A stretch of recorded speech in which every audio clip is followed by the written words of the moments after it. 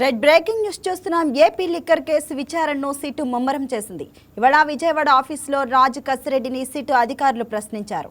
మద్యం రవాణా ఛార్జీల పెంపు ఇతరుల పాత్రపై ఆరా తీశారు. ఈ కేసు విచారణలో భాగంగా మాజీ మంత్రి కారుమూరిని అధికారులు ఇప్పటికే ప్రశ్నించారు. ఇటీవల విజయసాయిరెడ్డి, ధనంజయ రెడ్డి నివాసాల్లో ఈడీ సోదాలు కూడా జరిగాయి.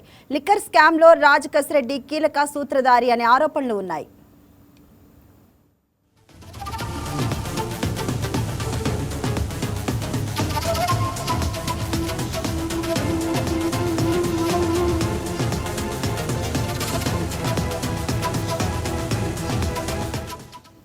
దీనిపై మరింత సమాచారాన్ని మా కరెస్పాండెంట్ ప్రసాద్ లైవ్ లో అందిస్తారు.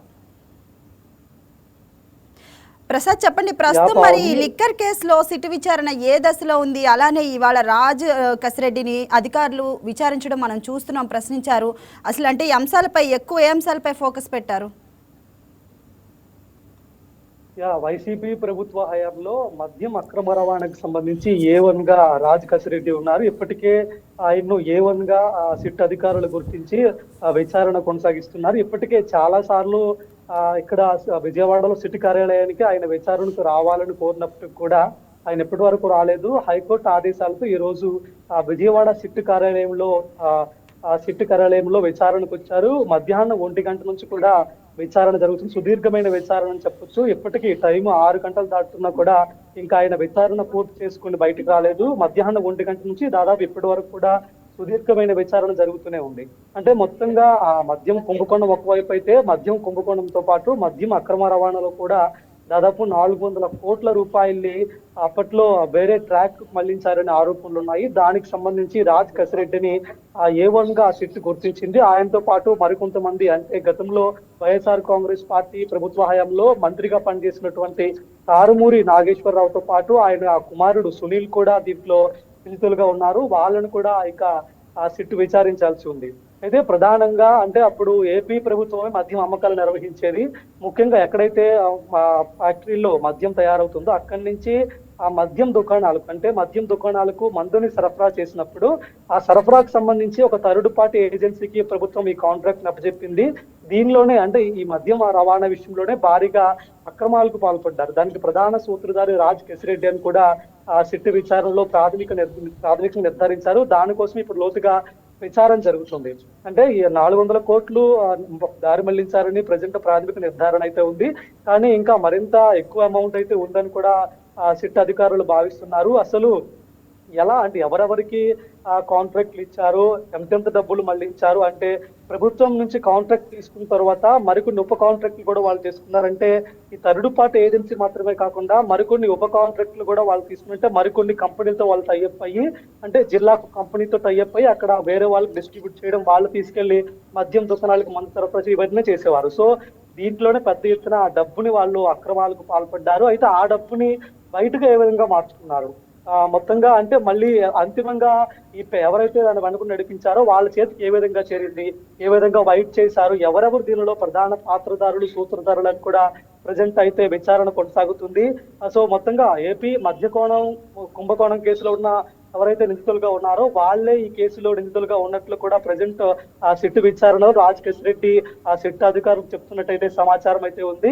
ఏదేమైనా ప్రజెంట్ విచారణ అయితే జరుగుతుంది. ఆయన్ని పూర్తిగా విచారించిన తర్వాత ఈ కేసుకు సంబంధించి మరిన్ని విషయాలతో సిట్ అధికారులు కోర్టులో కౌంటర్ దాఖలు చేసే అవకాశం ఉంది. ఎస్ ప్రసాద్, మరి కేసులో ఇంకా ఎవరెవరిని సిట్ ప్రశ్నించే అవకాశం ఉంది? ఈ కేసుకు సంబంధించి అంటే వారం రోజుల ముందు, అంటే ఏప్రిల్ 24వ తేదీన కారుమూరి నాగేశ్వరరావు, అదేవిధంగా ఆయన కొడుకు సునీల్, వీళ్ళిద్దరు కూడా ప్రధాన నిందితులుగా ఉన్నారు. కారుమూరి నాగేశ్వరరావు ఈ మద్యం అక్రమాలకు సంబంధించి ఈ రాజ్ కసిరెడ్డి దగ్గర నుంచి కొన్ని కాంట్రాక్టులు తీసుకుని ఆయనే స్వయంగా ఆయన వెహికల్స్ తో కొన్ని జిల్లాల్లో మద్యాన్ని రవాణా చేసేవారు. ఆ టైంలో ఆయన సొంత వెహికల్స్ ని వినియోగించి చాలా అక్రమాలకు పాల్పడ్డారని కూడా సిట్ ప్రాథమిక విచారణలో తేల్చింది. అందువల్ల కారుమూరి నాగేశ్వరరావుతో పాటు సునీల్ ని కూడా ఇందులో నిందితులుగా చేర్చారు. ప్రజెంట్ వాళ్ళ మీద కూడా విచారణ జరుగుతుంది. 24నే ఇక్కడ విజయవాడలో సిట్ కార్యాలయంలో వాళ్ళకు విచారణకు రావాల్సి ఉంది. అయినప్పటికీ వాళ్ళు అనారోగ్య సమస్యల సాకుతో ఆ రోజు సిట్ కార్యాలయానికి విచారణకు హాజరు కాలేదు. సో వాళ్ళకి ఇప్పుడు రాజ్ కసిరెడ్డి విచారణ తర్వాత వాళ్ళను కూడా కోర్టు అనుమతితో మరోసారి విచారించే అవకాశం ఉంది. వాళ్ళని విచారించిన తర్వాత కూడా మరిన్ని విషయాలు వెలుగులోకి వచ్చే అవకాశం ఉంది. సో ఇవన్నిటితో కలిపి ఒక పూర్తి స్థాయిలో కౌంటర్ దాఖలు చేసే అవకాశం అయితే కనిపిస్తుంది మద్యం అక్రమ రవాణాకు సంబంధించి. ఎస్ ప్రసాద్, అంటే ఇటీవల విజయసాయి రెడ్డి అలానే ధనుంజయ రెడ్డి నివాసాల్లో కూడా ఈడీ సోదాలు జరిగినట్లు మనం చూస్తున్నాము. మరి ఏదైనా కీలక ఆధారాలు ఇప్పుడు దొరికాయా బయటపడే అధికారులకి? ఈ మద్యం అక్రమ రవాణాకు సంబంధించి ఒకవైపు సిట్ విచారణ కొనసాగిస్తుండగానే మరొక వైపు ఈడీ కూడా ఇందులోనికి రంగప్రవేశం చేసింది. ఈడీ కూడా సడన్ గా దాదాపు ఇప్పటికే చాలా మంది అప్పట్లో వైఎస్ఆర్ కాంగ్రెస్ పార్టీ హయాంలో ప్రముఖ నాయకులుగా పనిచేసిన వాళ్ళలో కూడా సడన్ గా సోదాలు నిర్వహించి తనిఖీలు చేశారు. అయితే తనిఖీల్లో దొరికినటువంటి విషయాలు కానీ తనిఖీల్లో వాళ్ళు తీసుకున్నటువంటి సమాచారాన్ని కానీ ఆ ఈడీ బయటకైతే వెల్లడించలేదు. దాన్ని కూడా వాళ్ళు క్లూలుగా పెట్టుకున్నారు. సో ఒకవైపు సిట్ విచారణ కొనసాగిస్తుండగానే ఈడీ ఈ వ్యవహారంలో రంగప్రవేశం చేయడం కూడా ఈ కేసు చాలా స్పీడ్ గా ముందుకెళ్తుందని అర్థమవుతుంది. ఎందుకంటే ఒకవైపు సిట్టు వేగంగా విచారిస్తుంది. ఇప్పటికే చాలా మంది ఇళ్లలో సోదాలు నిర్వహించారు, దాంతో పాటు విచారించారు. విజయసాయి రెడ్డి కావచ్చు, ధనంజయ రెడ్డి కావచ్చు, ఇంకా చాలా మంది ఇళ్లలో ఇప్పటికే సోదాలు నిర్వహించారు. దానికి తోడు ఈడీ కూడా ఇప్పుడు దీంట్లో రంగప్రవేశం చేయడంతో విచారణ ఇప్పుడు మరింత వేగంగా ముందుకెళ్తుంది. ఈ రోజు రాజ్ రెడ్డి విచారణ పూర్తయిన తర్వాత ఇన్ కేసు ఆయన విచారణకు సహకరించినట్లయితే, అంటే ఉదయం నుండి విచారణ జరుగుతుంది కాబట్టి చాలా కీలకమైన విషయాల్ని ప్రత్యేకమైన క్వశ్చనర్ తయారు చేసి అనేక విధాలుగా సిట్ అధికారులు ఆయన ప్రశ్నిస్తున్నారు. అంతిమంగా ఈ కుంభకోణానికి సంబంధించి వివరాలు రాబట్టే ప్రయత్నం చేస్తున్నారు. ఆయన ఖచ్చితంగా కొన్ని విషయాలు కానీ చెప్పినట్లయితే ఈ కేసుకు సంబంధించి అవన్నీ కూడా ప్రధాన సాక్ష్యాలయ్యే అవకాశం ఉంటుంది. ఆయన తర్వాత కారుమూరి నాగేశ్వరరావు వీళ్ళందరూ కూడా విచారణలో మరిన్ని విషయాలు చెప్పిన తర్వాత ఈ కేసుకు సంబంధించి ఒక బలమైన ఆధారం వస్తుంది. అప్పుడు పూర్తి స్థాయిలో దీనికి ఆ కోర్టులో సిట్ కౌంటర్ దాఖలు చేస్తుంది. మొత్తంగా చూసుకుంటే వైసీపీ ప్రభుత్వ హయాంలో అటు అక్రమ మద్యం రవాణాతో పాటు మద్యం కుంభకోణం కూడా పెద్ద ఎత్తున జరిగింది. దానికి సంబంధించి ఒక్కొక్కటిగా ప్రజెంట్ వెలుగులోకి వస్తున్నాయి. సో మరికొద్ది రోజులు సమయం పడుతుంది. పూర్తి స్థాయిలో ఎంత డబ్బు అక్రమంగా వీళ్ళు సంపాదించారు, దాన్ని ఏ విధంగా వైట్ చేసుకున్నారు, ఎక్కడెక్కడికి దీన్ని మళ్లించారు అనే విషయాలు విచారణ జరిగిన తర్వాత మనకి పూర్తి స్థాయిలో తెలియాల్సి ఉంది. ఎస్ ప్రసాద్, అంటే మద్యం కుంభకోణంలో అంటే ఏ నెట్వర్క్ ద్వారా కమిషన్ రూపంలో వసూలు చేసిన నగదును వాళ్ళు ఎక్కడెక్కడ పెట్టుబడులు పెట్టారు అని అడిగినట్లు తెలుస్తుంది. మరేమంటారు?